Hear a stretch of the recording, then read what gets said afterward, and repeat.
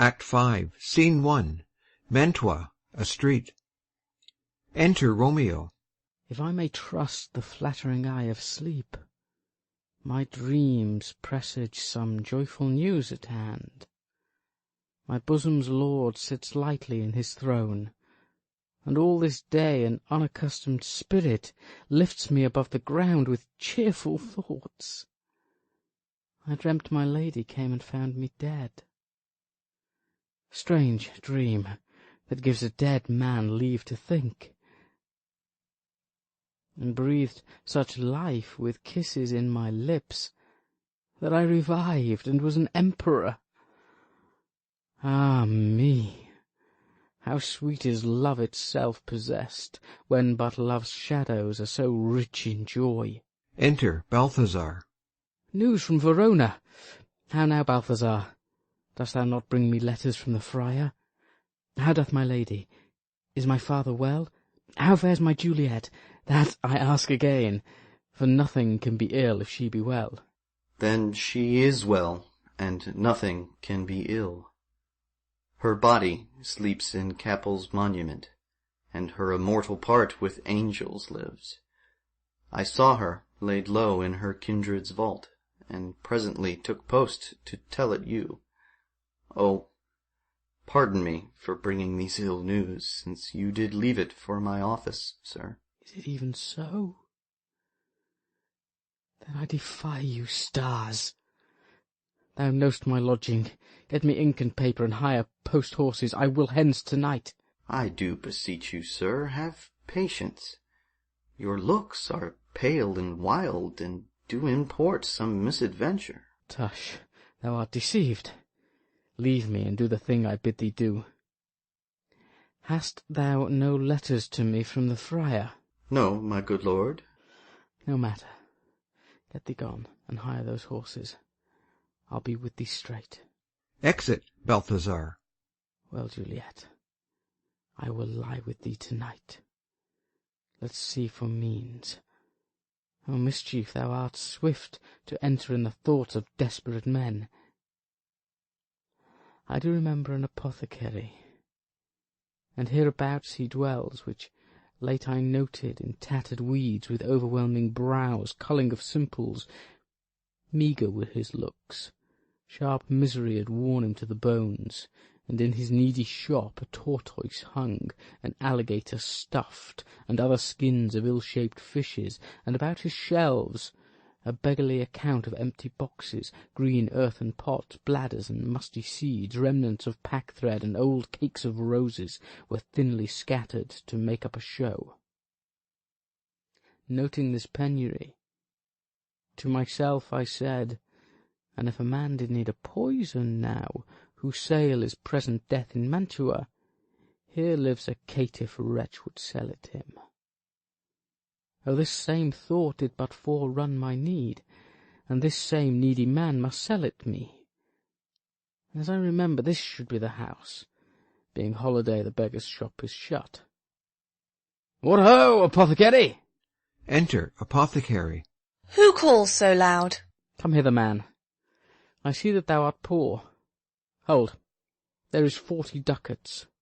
Let me have a dram of poison, such soon-speeding gear as will disperse itself through all the veins, that the life-weary taker may fall dead, and that the trunk may be discharged of breath as violently as hasty powder fired doth hurry from the fatal cannon's womb. Such mortal drugs I have, but Mantua's law is death to any he that utters them. Art thou so bare and full of wretchedness, and fear'st to die?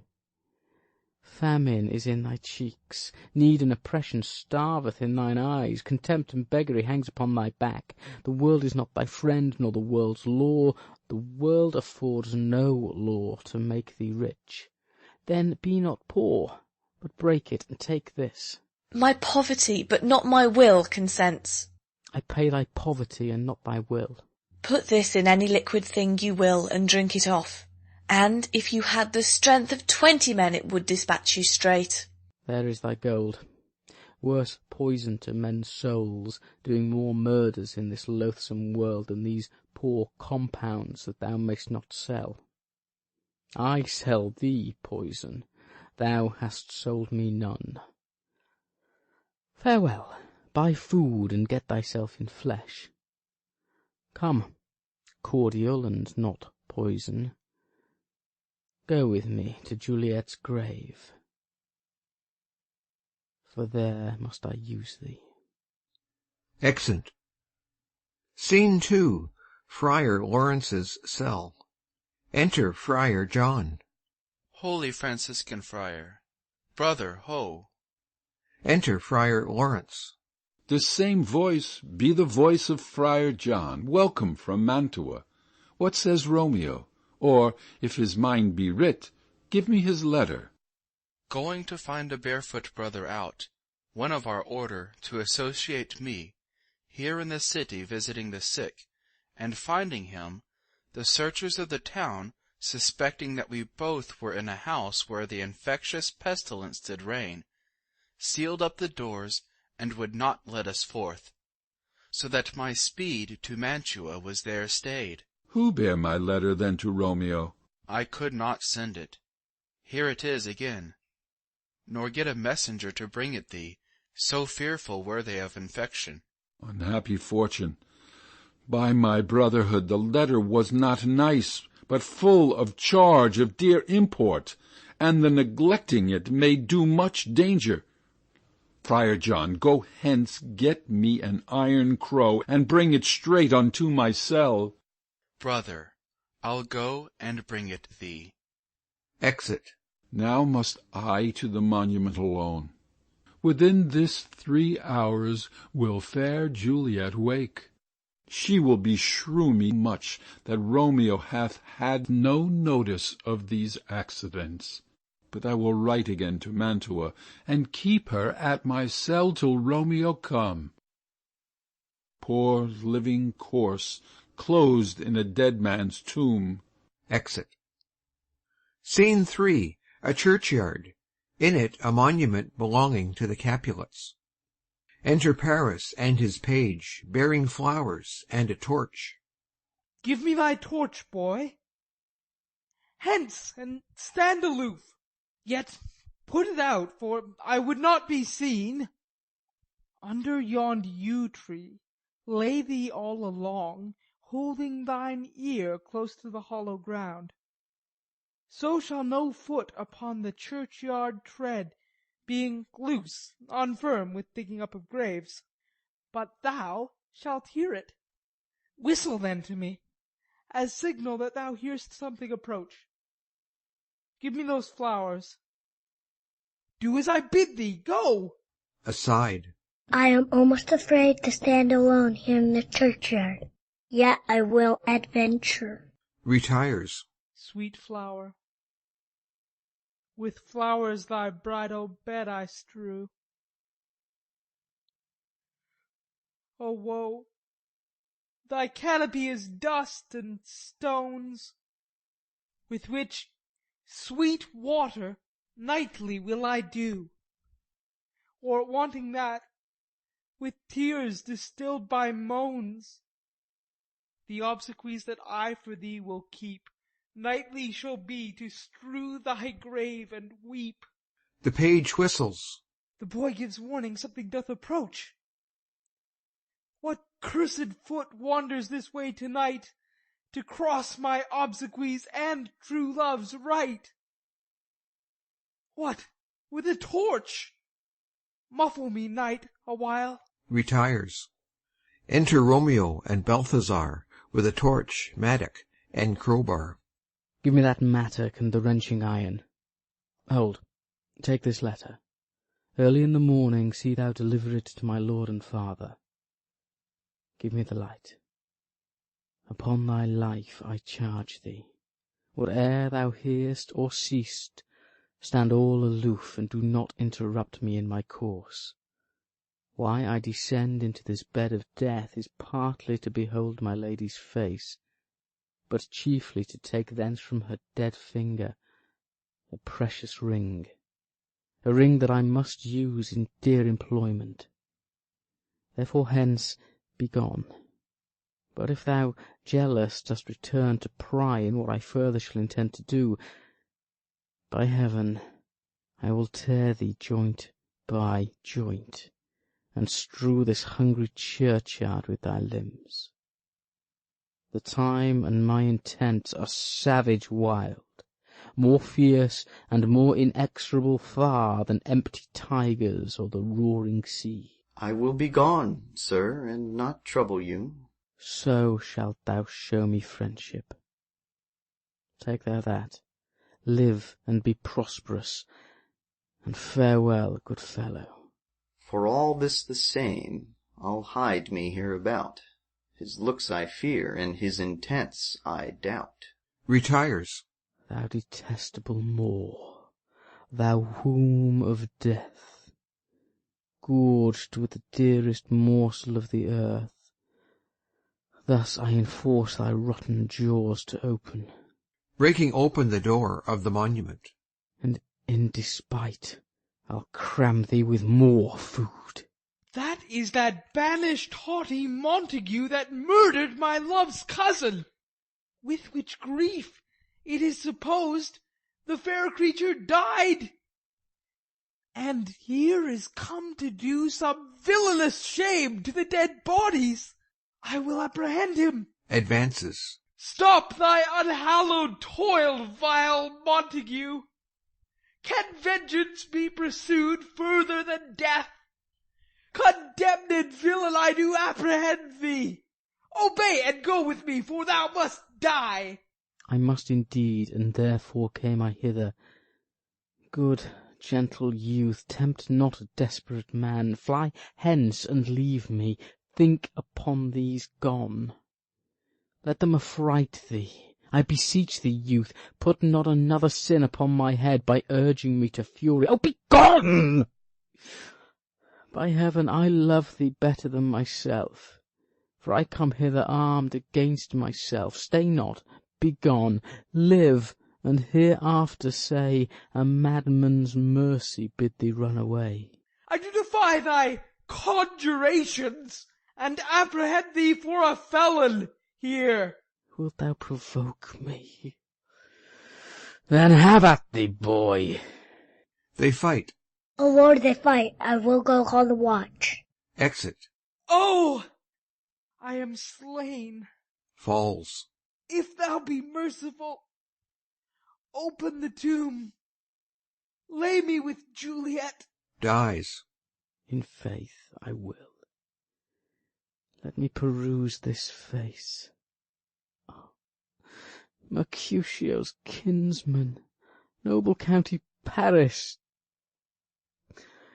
What said my man when my betossed soul did not attend him as we rode? I think he told me Paris should have married Juliet. Said he not so? Or did I dream it so? Or am I mad, hearing him talk of Juliet, to think it was so? Oh, give me thy hand, one writ with me in sour misfortune's book. I'll bury thee in a triumphant grave. A grave? Oh no, a lanthorn slaughtered youth. For here lies Juliet, and her beauty makes this vault a feasting presence full of light. Death, lie thou there by a dead man interred. Laying Paris in the monument. How oft, when men are at the point of death, have they been merry, which their keepers call a lightning before death. Oh, how may I call this a lightning? Oh, my love, my wife, death that hath sucked the honey of thy breath, hath had no power yet upon thy beauty. Thou art not conquered. Beauty's ensign yet is crimson in thy lips and in thy cheeks, and death's pale flag is not advanced there. Tybalt,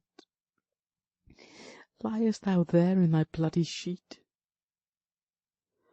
Oh, what more favour can I do to thee than with that hand that cut thy youth in twain, to sunder his that was thine enemy. Forgive me, cousin. Ah, dear Juliet, why art thou yet so fair? Shall I believe that unsubstantial death is amorous, and that the lean abhorred monster keeps thee here in dark to be his paramour? For fear of that, I still will stay with thee, and never from this palace of dim night depart again. Here will I remain with worms that are thy chambermaids. Oh, here will I set up my everlasting rest, and shake the yoke of inauspicious stars from this world-wearied flesh. Eyes, look your last. Arms, take your last embrace, and lips, O you the doors of breath, seal with a righteous kiss a dateless bargain to engrossing death. Come, bitter conduct, come, unsavoury guide, thou desperate pilot, now at once run on the dashing rocks thy sea-sick weary bar. Here's to my love. Drinks. Oh, true apothecary, thy drugs are quick. Thus, with a kiss, I die. Dies. Enter at the other end of the churchyard Friar Lawrence with a lantern, crow, and spade. St. Francis be my speed! How oft tonight have my old feet stumbled at graves! Who there? Who is it that consorts so late the dead? Here's one, a friend, and one that knows you well. Bliss be upon you. Tell me, good friend, what torch is yon that vainly lends its light to grubs and eyeless skulls? As I discern, it burneth in the capel's monument. It doth so, holy sir, and there's my master, one that you love. Who is it? Romeo. How long hath he been there? Full half an hour. Go with me to the vault. I dare not, sir. My master knows not but I am gone hence, and fearfully did menace me with death if I did stay to look on his intents. Stay then. I'll go alone. Fear comes upon me. Oh, much I fear some ill, unlucky thing. As I did sleep under this yew tree here, I dreamt my master and another fought, and that my master slew him. Romeo! Advances. Alack, alack! What blood is this which stains the stony entrance of this sepulchre? What mean these masterless and gory swords to lie discoloured by this palace of peace? Enters the monument. Romeo, O pale! Who else? What? Paris too? And steeped in blood? Ah, what an unkind hour is guilty of this lamentable chance! The lady stirs. Juliet wakes and stirs. O comfortable friar, where is my lord? I do remember well where I should be, and there I am. Where is my Romeo? Noise within. I hear some noise. Lady, come from that nest of death, contagion, and unnatural sleep. A greater power than we can contradict hath thwarted our intents. Come, come away. Thy husband in thy bosom there lies dead, and Paris too. Come, I'll dispose of thee among a sisterhood of holy nuns. Stay not to question, for the watch is coming. Come, go, good Juliet. Noise within. I dare no longer stay. Go, get thee hence, for I will not away. Exit Friar Lawrence. What's here? A cup closed in my true love's hand. Poison, I see, hath been his timeless end. O churl, drunk all, and left no friendly drop to help me after. I will kiss thy lips. Haply some poison yet doth hang on them to make me die with a restorative. kisses him. Thy lips are warm. Within. Lead, boy. Which way? Yea, noise. Then I'll be brief. O happy dagger! Snatching Romeo's dagger. This is thy sheath. Stabs herself. There rest, and let me die. Falls on Romeo's body and dies. Enter Watch with the page of Paris. This is the place, there where the torch doth burn. The ground is bloody. Search about the churchyard. Go, some of you, where you find a thatch. Exit some of the watch. Oh, pitiful sight. Here lies the county slain, and Juliet bleeding, warm and newly dead, who here hath lain these 2 days buried. Go, tell the prince, run to the Capulets, raise up the Montagues, some others search. Exit others of the watch. We see the ground whereon these woes do lie, but the true ground of all these piteous woes we cannot without circumstance decry. Re-enter some of the watch with Balthazar. Here's Romeo's man. We found him in the churchyard. Hold him in safety till the prince come hither. Re-enter others of the watch with Friar Lawrence. Here is a friar that trembles, sighs, and weeps. We took this mattock and this spade from him, as he was coming from this churchyard side. A great suspicion. Stay the friar too. Enter prince and attendants. What misadventure is so early up, that calls our person from our morning's rest? Enter Capulet, Lady Capulet, and others. What should it be that they so shriek abroad? The people in the street cry Romeo, some Juliet, and some Paris, and all run with open outcry toward our monument. What fear is this which startles in our ears? Sovereign, here lies the county Paris slain, and Romeo dead, and Juliet dead before, warm and new killed. Search, seek, and know how this foul murder comes. Here is a friar, and slaughtered Romeo's man, with instruments upon them fit to open these dead men's tombs. Oh, heaven! Oh, wife! Look how our daughter bleeds. This dagger hath misstained, for, lo, his house is empty on the back of Montague, and it missheathed in my daughter's bosom. Oh me, this sight of death is as a bell that warns my old age to a sepulchre. Enter Montague and others. Come, Montague, for thou art early up, to see thy son and heir more early down. Alas, my liege, my wife is dead to-night. Grief of my son's exile hath stopped her breath. What further woe conspires against mine age? Look, and thou shalt see. O thou untaught! What manners is in this, to press before thy father to a grave? Seal up the mouth of outrage for a while, till we can clear these ambiguities, and know their spring, their head, their true descent. And then will I be general of your woes, and lead you even to death. Meantime, forbear, and let mischance be slave to patience. Bring forth the parties of suspicion.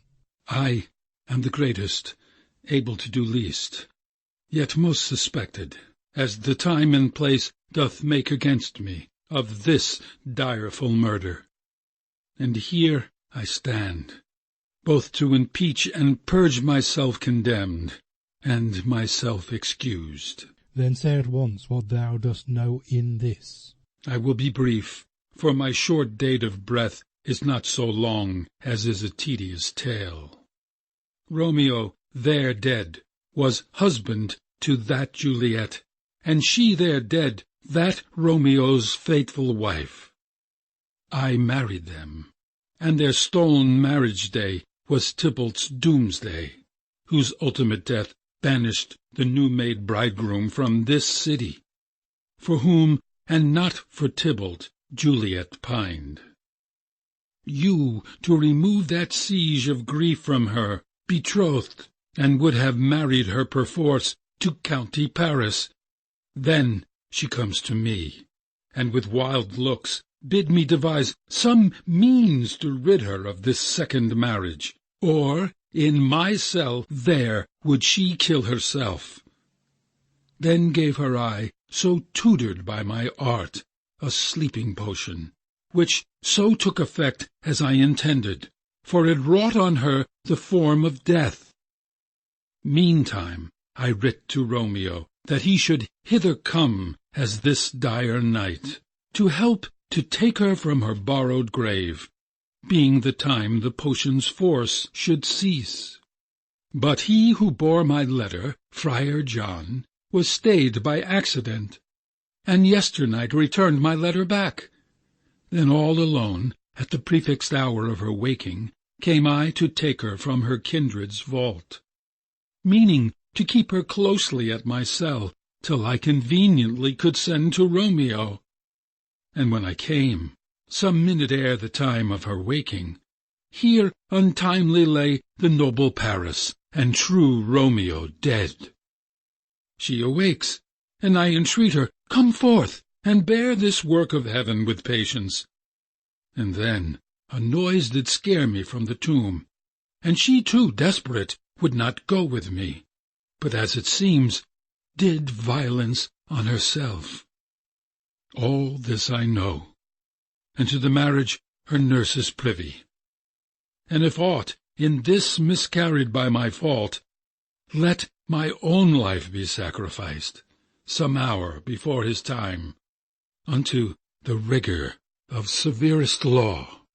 We still have known thee for a holy man. Where's Romeo's man? What can he say in this? I brought my master news of Juliet's death, and then in post he came from Mantua to this same place, to this same monument. This letter he early bid me give his father, and threatened me with death, going in the vault. I departed not, and left him there. Give me the letter. I will look on it. Where is the county's page that raised the watch? Sirrah, what made your master in this place? He came with flowers to strew his lady's grave, and bid me stand aloof, and so I did. Anon comes one with light to ope the tomb, and by and by my master drew on him. And then I ran away to call the watch. This letter doth make good the friar's words, their course of love, the tidings of her death. And here he writes, that he did buy a poison of a poor apothecary, and therewithal come to this vault to die, and lie with Juliet. Where be these enemies? Capulet, Montague, see what scourge is laid upon your hate, that heaven finds means to kill your joys with love, and I, for winking at your discords too, have lost a brace of kinsmen. All are punished. O brother Montague, give me thy hand. This is my daughter's jointure, for no more can I demand. But I can give thee more, for I will raise her statue in pure gold, that while Verona by that name is known, there shall no figure at such rate be set as that of true and faithful Juliet. As rich shall Romeo's by his ladies lie, poor sacrifices of our enmity. A glooming peace this morning with it brings. The sun for sorrow will not show its head. Go hence, to have more talk of these sad things. Some shall be pardoned and some punished, for never was a story of more woe than this of Juliet and her Romeo. Exit. End of Act 5. End of Romeo and Juliet by William Shakespeare.